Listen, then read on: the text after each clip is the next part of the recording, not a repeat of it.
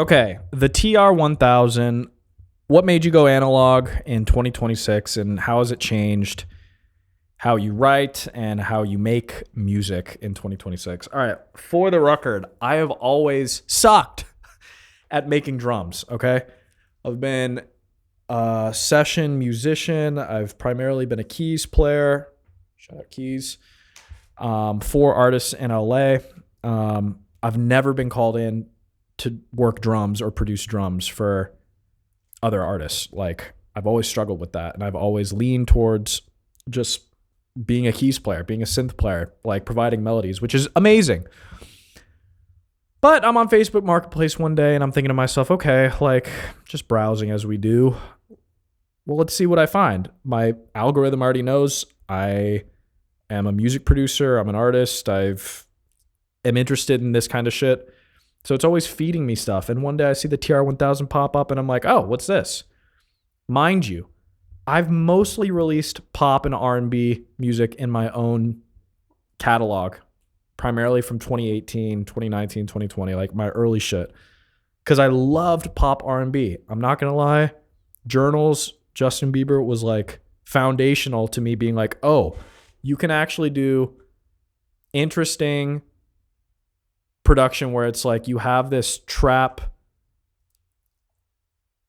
like hi-hat pattern. You have a deep 808. You have like bounce and rhythm in the drums, but you can layer on top of it beautiful chord progressions while still doing this like really interesting singing on top where you're like flipping into falsetto, you're doing runs, but then you can rap a little bit, not in a cheesy way where you're trying to be like some fucking just like wannabe rapper. No, but like you can do like this combination of like genre melding. And maybe if you're a Justin Bieber hater, I get it. Like, but at the same time, I don't get it because I fuck with that shit. And that really inspired me from like a whole artistic, creative sense. I was like, oh, you can do R&B pop, but it doesn't have to be like ridiculously cheesy. And if you know, you know, Journals fucking slaps. So that was a huge inspiration for my early shit. Just wanting to see like how I could do that in my own way. So where am I going with this? So that was the foundation of a lot of original artist shit for me. But back to the TR-1000, I'm skipping over a lot of shit, but maybe we'll go into that another time. The session producing aspect of my life where I'm getting called into sessions in LA to play records for and create melodies for other artists. Really, my strongest skill set is as a keys player and coming up with melodies. So I'm on Facebook Marketplace one day and I go, hey, okay, I'm looking at gear. I'm looking at vintage synthesizers that I can't fucking afford. And I'm like, oh, what's this? This is a drum machine. Okay, well, that's kind of interesting. What even is this? I start looking into the TR-1000. I start looking into the history of analog drum machines. Again, I don't really have a deep knowledge of it, but I'm like, well, what is it? I start finding out that my favorite hip hop records, my favorite songs have 808s, have 909s, have 707s, have this entire thumbprint of Roland's DNA in their drum tracks. I start thinking to myself, okay, that's really cool. Like, I can rip 808 sounds. I can get sample packs. I can get one-shots. They're all over Reddit. We already know that. What compelled me to buy the TR-1000? Well, I started thinking to myself, okay, at some point, I don't need to have every piece of gear. I'm not really like a splurger on gear, but I started thinking to myself, some of my favorite records that I've seen people on Mix with the Masters actually show their production process. They have a drum machine. Just instead of drawing in the MIDI or playing drums, I'm not a drum player. So like I'm either using splice loops or drawing in the MIDI, or recently I've actually been using like the MPC sample to just like try and make some sort of like underlying drum beat. Because I struggle with it. I'm always looking to like figure out how the fuck do I make drums because I'm not good at it. I start thinking to myself, okay, let me dive into other creators who use the TR-1000. How are they sequencing? How are they making these patterns? How are they morphing in real time? And that starts leading me down creators who are using drum machines in their live DJ sets, in their live production sets. They have like an existing underlying drum sequence playing, and they're just playing the drum machine live. I start finding out, oh, the TR-1000 is actually like really popular for techno and electronic music creators. And this thing is less about just like a one-off music production piece. It can be like an entire DAW. I know I'm all over the place. I'm sorry. But this is raw. This is real. These techno producers are playing it live. And that's what's making their drums feel like fucking just so full of life. So real, so not calculated. It's just like, what am I feeling in the moment? I'm reading the crowd and I'm sliding the morph slider, hitting the fill-in, messing with the global effects, twisting in the knob in real time, taking out the hi-hats, putting them back in. I'm like, oh man, like there's a lot going on here. So, you know, I start thinking, wow, like they are making this the central piece of their live sets, and they're playing it like an instrument, right? It's not just like a one-off, let me drop a kick, let me drop a snare, copy and paste that 4-bar loop over and over and over. It's like, no, dude, like they're quickly sequencing each instrument in their TR-1000, and they're playing it live. And so that aspect really inspired me, because I'm like, oh, they're using it as an instrument. They're playing the TR-1000. That really inspired me. That was like what convinced me to pull the trigger. So, okay, long spiel. This has had me looking into techno music. This has me looking at like, who are the tastemakers in this new genre, completely left field of what I was before, which was pop R&B. It's kind of refreshing, because for me, this gives me like a new, reinvigorated, creative direction to pursue that I'm like really curious about. And if you're an existing subscriber of mine or follower, or you don't know who the fuck I am, which totally understand, just know this is like a foundational pivot for me in terms of what I'm interested in.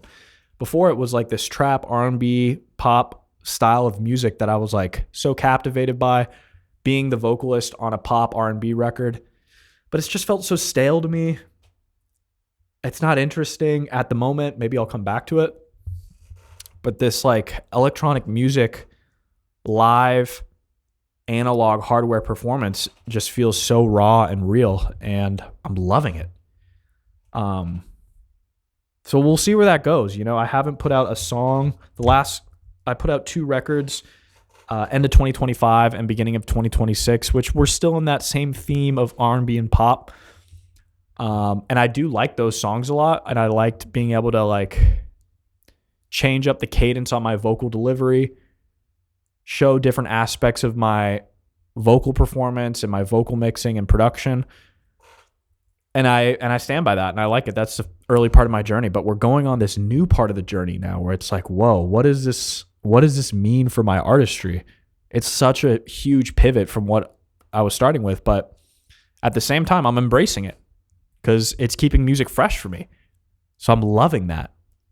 And in a time where you're seeing just like so much AI everywhere, like my parents, my friends, my peers, they can't even discern when a track is AI because they can't hear the artifacts and the vocals. They just accept it and it's funny, or they don't care. So I'm like, oh, fuck. Okay. Well, if society at large is moving to a place where the masses across genres are accepting now of AI music, like, why do I keep making music? And I think the foundation of my answer is because I love it. I'm assuming some of you also make music or are interested in a creative process, and AI is touching not only music, but the visual arts. I mean, it's touching every single industry, to be honest. So it's like, why do we keep pushing forward and trying to create shit? I guess for me, the answer is like curiosity. And that leads back into like this electronic music, this techno influence, this TR-1000 purchase. It's like, I'm interested. I'm curious for whatever reason, and I'm following that curiosity. I'm not trying to fight it. I'm not trying to dig my heels in and make more pop R&B records, which that's like a part of my DNA from me being a gospel choir vocalist, getting like solos in my gospel choir and having that be like the foundation of me learning piano and playing keys and the chord progressions there. I still love like what that is, but in terms of artistry and what I'm curious about right now, it's like all of this new genre, this new energy, this like there's honestly like a huge lack of vocals in techno and dub techno. And it's just like producers and the music creators just expressing themselves through their production, through their live sets. And I'm like, whoa, this is just so interesting. So again, I apologize for the rambling and for the rant, for the one of you that's watching this. If you've made it this far, thank you. That's awesome. You know, I'm kind of doing this because so much of what I've put out on social media across my various platforms has been has been short form vertical video. And it's honestly me just throwing shit at the wall. I'm throwing shit at the wall, trying to see what sticks, trying to see how I even approach this, because everyone's addicted to their phone. Maybe I'm projecting. Maybe that's just me and my screen time is too fucking high. I need to work on that. But yeah, I've just been putting out so much short form content, from like lifestyles to reactions to talking heads to a ton of performance pieces. And I feel like I hate doing that because I don't want to be known as like a influencer creator. Like I want to get back to like the roots, which is just me making songs and making music. And maybe I should just be doing that. You know, maybe I shouldn't be trying to like engagement farm and get clips that are views. I've had a couple posts that have had like low tier virality, but it's in like golf reaction videos or me talking about the Lakers, both of which are like sub passions of mine. But at the same time, it's like, dude, where the fuck is your music? You know? So I ask myself that all the time. I know we're all over the place here. Okay. But this is the inner workings of my mind. So we're mixing up the genres. We're finding what's interesting to us. We're realizing, and by we, I mean me, I'm realizing that that's the only sustainable way to keep doing music, at least for me, right? Like, I don't want to make music that feels stale and lifeless to me. I want to pursue what I'm curious about. Part of that is influenced by the gear acquisitions I've made. Part of that is being influenced by the tastemakers in those spaces. And I'm letting it just guide me where it will. So I think I'll cap it here in terms of our talk. This is kind of what's been going on in my mind recently. If you guys like this ramble, rant, diary, let me know.